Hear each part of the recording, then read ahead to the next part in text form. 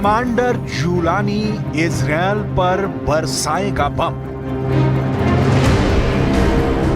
Commander Jolani का Syria mission पूरा हो चुका है। दमिश्क के चप्पे चप्पे पर जुलानी के लड़ाकों का कब्जा है, लेकिन दमिश्क से मात्र 10 किलोमीटर दूर ही देखिए इजरायल क्या कर रहा है। धमाके का पहला वीडियो, धमाके का दूसरा वीडियो, धमाके का तीसरा वीडियो, धमाके का चौथा वीडियो, धमाके का पांचवां वीडियो। इजरायल के इन धमाकों ने कमांडर जुलानी की नींद उड़ा दी है। इसीलिए अब जुलानी ने बड़ा फैसला कर लिया है। फैसला इजरायली सेना के आगे झुकना नहीं, बल्कि उसे झुकाना है। सीरिया की 1 इंच पर भी इजरायल का कब्जा जुलानी को मंजूर नहीं है। इसीलिए कमांडर जुलानी ने अपने लड़ाकों को इजरायली सेना पर सीधे अटैक का फरमान जारी कर दिया है।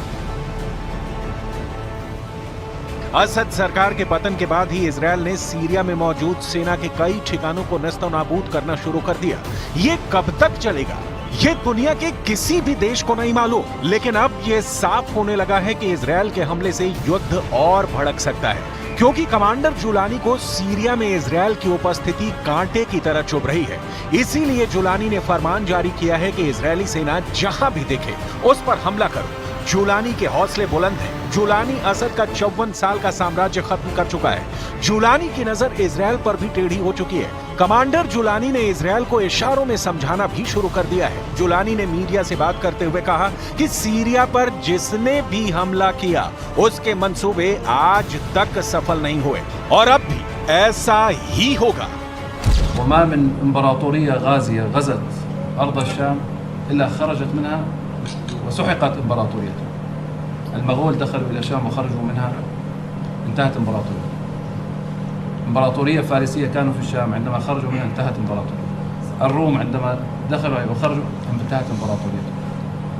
أيضا الاحتلال الفرنسي 1920 كان عنده إمبراطورية واسعة وفي أمصار متعددة، كان يحتل دول متعددة. لما خرج من الشام انتهت إمبراطورية.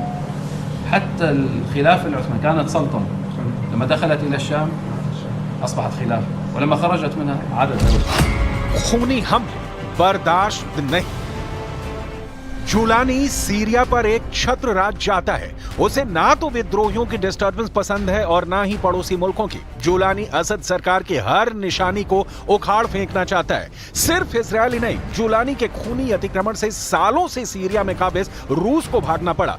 रूसी सेना की सीरिया से वापसी शुरू हो चुकी है। हर गुजरते दिन के साथ सीरिया से रूस की मौजूदगी धीरे धीरे कम हो रही है। सीरिया से आए इन ताजा सैटेलाइट तस्वीरों को देखिए, जिसे institute for the study of war यानी ISW के एक्स हैंडल से जारी किया गया है। 13 दिसंबर को सैटेलाइट कैमरे ने सीरिया में मौजूद रूस के सैन्य अड्डों की तस्वीरें ली। लताकिया के खमीमिम एयरबेस और टार्टस नेवल बेस की तस्वीरों में साफ साफ दिख रहा है कि रूस सीरिया छोड़कर भाग रहा है। पुतिन के हार की पहली तस्वीर। इस सैटेलाइट तस्वीर में 2 AN-124 ट्रांसपोर्ट एयरक्राफ्ट दिख रहे हैं। दोनों प्लेन्स के आसपास गाड़ियां मौजूद हैं। कार्गो का सामान लोड किया जा रहा है। विमान उड़ने की तैयारी में है। पुतिन के हार का दूसरा सबूत। सैटेलाइट तस्वीरों में दावा किया गया है कि सीरिया में मौजूद अपने अड्डे पर रूस अपने KA-52 लड़ाकू हेलीकॉप्टर को डिसमेंटल कर रहा है। इस तस्वीर में रूस की S-400 मिसाइल भी दिख रही है। S-400 को भी रूस खमीमिम बेस से दूसरी जगह ले जा रहा है, क्योंकि रूस को पता है कि अगर ये मिसाइलें यहां पर रहीं और हेलीकॉप्टर जुलानी के लड़ाकों के हाथ लग गया तो क्या हो सकता है। रूस के हार का तीसरा सबूत। लताकिया के नजदीक ही रूस का टार्टस बेस मौजूद है, जहां से रूस अपने विरोधियों को आंखें दिखाता था। इसके पीछे टार्टस बेस की भौगोलिक स्थिति है, लेकिन असद सरकार के पतन के साथ ही रूस ने यहां से भी अपने युद्धपोत और पनडुब्बी निकाल लिए।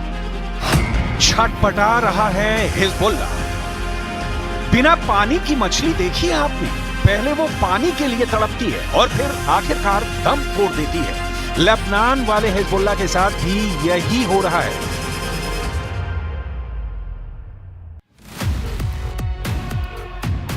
सीरिया में बशर अल असद की सत्ता का पतन होने के बाद हिजबुल्लाह की मेन सप्लाई लाइन कट गई है। रिपोर्ट्स के मुताबिक हिजबुल्लाह के पास हथियार नहीं बचे, उसके हथियार गोदाम भी खाली हो चुके हैं। हिजबुल्लाह असद का मुख्य समर्थक था और पिछले दशक में उसने हजारों लड़ाके सीरिया में असद के समर्थन में भेजे थे। दशकों तक हिजबुल्लाह ईरान से हथियारों के लिए एक माध्यम के रूप में सीरिया पर निर्भर रहा है। Hezbollah chief Naim Qassem Jolani के आगे गिड़गिड़ा रहा है ताकि ईरान से सीरिया के रास्ते आने वाले उसके हथियार की सप्लाई लाइन फिर से शुरू हो जाए। من حق الشعب السوري أن يختار قيادته وحكمه ودستوره ومستقبله، ونتمنى أن يتوفق لخيارات لا يتحكم بها أحد من الدول الأخرى التي لها أطماع في سوريا والتي تريد أن تخدم العدو الإسرائيلي. हथियारों की सप्लाई लाइन कटने से हिजबुल्लाह तो छटपटा ही रहा है, उसका आका ईरान भी परेशान है। अभी कल ही की तो बात है जब ईरान के सर्वोच्च नेता आयतुल्लाह अली खामनेई ने कहा था कि सीरिया में बशर अल असद सरकार का पतन सहित वहां का हालिया घटनाक्रम अमेरिका और इजरायल की ज्वाइंट प्लानिंग का हिस्सा है। ईरान को सीरिया की बशर अल असद की सरकार का बड़ा पार्टनर माना जाता था। ईरान सीरिया को लड़ने के लिए हथियार, सैन्य साजो सामान और सेना को ट्रेनिंग देकर असद की मदद करता था। सीरिया में असद सरकार का पतन ईरान के लिए किसी बड़े झटके से कम नहीं। इस बीच सीरिया में भी जुलानी के लिए हालात लगातार बिगड़ते जा रहे हैं। सीरिया में 10 जुलानी अखबारों में, टीवी पर, मोबाइल पर, दमिश्क पर कब्जे के बाद अब तक आप हजारों बार कमांडर जुलानी का चेहरा देख चुके होंगे। कमांडर जुलानी को दुनिया का बच्चा बच्चा पहचान चुका है, लेकिन सीरिया में अब भी सैकड़ों नहीं हजारों जुलानी जैसे कमांडर हैं जो मौके की तलाश में हैं।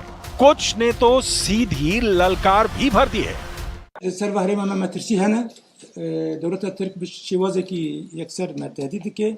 خطر گروپ این چکدار جیر داورند ورن حتی هرم دیر زوری رقه جبر ویجی جبانه که آبا هرمانه بپارزینن گلی خوب بپارزینن بسکریک جی سوری جی غربی فراته و جوای فراته نن هرم ما چش دست ما بکن چش تدبیر ما بکن। सीरिया में सक्रिय गुटों में खूनी संघर्ष बढ़ता जा रहा है, जिससे सीरिया में नया गृह युद्ध छेड़ने का अंदेशा पैदा हो गया है। फर्स्ट पोस्ट की रिपोर्ट के मुताबिक सीरिया में तुर्की समर्थित सीरियाई नेशनल आर्मी यानी एसएनए और अमेरिका समर्थित सीरियाई डेमोक्रेटिक फोर्स यानी एसडीएफ के बीच तनाव बढ़ रहा है। एसडीएफ कुर्द, अरब और सीरियन मिलिशिया का गठबंधन है। एसएनए तुर्की के समर्थन से बने विद्रोही समूहों का गठबंधन है। तुर्की और अमेरिका समर्थित गुटों के अलावा भी कई गुट सीरिया में संघर्ष कर रहे हैं, जिससे स्थिति बेहद ही बिगड़ चुकी है। सुपर पावर अमेरिका सीरिया के मौजूदा हालात को लेकर बहुत गंभीर है। अमेरिका की विदेश मंत्री एंटनी ब्लिंकन कई देशों का दौरा कर रहे हैं। अपने दौरे के पहले पड़ाव पर ब्लिंकन तुर्की पहुंचे। यहां उन्होंने पहले तुर्की के विदेश मंत्री से मुलाकात की, फिर राष्ट्रपति एर्दोआन से मिले। ब्लिंकन ने कहा कि अमेरिका क्षेत्र में शांति के लिए हर कोशिश करेगा। So, first, yes, we've been in contact with HTS and with other parties. We have impressed upon everyone we've been in contact with the importance of helping find Austin Tice and bringing him home. And we've also shared the principles that I just laid out for our ongoing support, principles, again, that have now been adopted by countries throughout the region and well beyond. And we've communicated those. Israeli सैनिकों ने पिछले हफ्ते में Golan Heights पर Israeli और सीरियाई सेनाओं को अलग करने वाले संयुक्त राष्ट्र बफर जोन में एंट्री की थी।